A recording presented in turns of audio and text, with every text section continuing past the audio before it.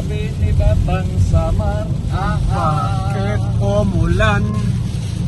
Umihi yung langit.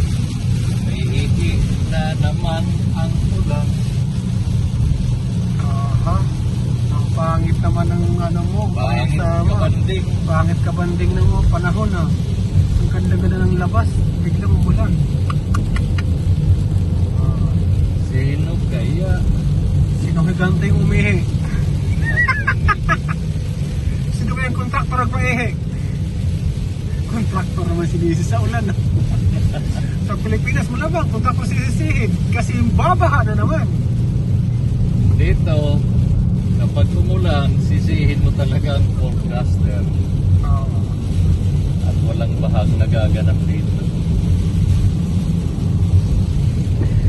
Kaya nga, pag ako'y nagkandidato, unang proyekto ko ay Ano?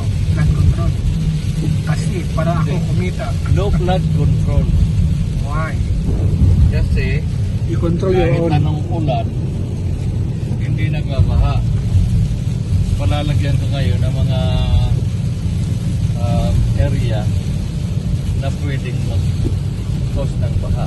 Tama ba yun? Mali yata kayo Parang ang word ng sinasabi ko.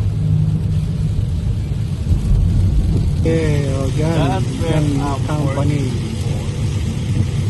Ayun.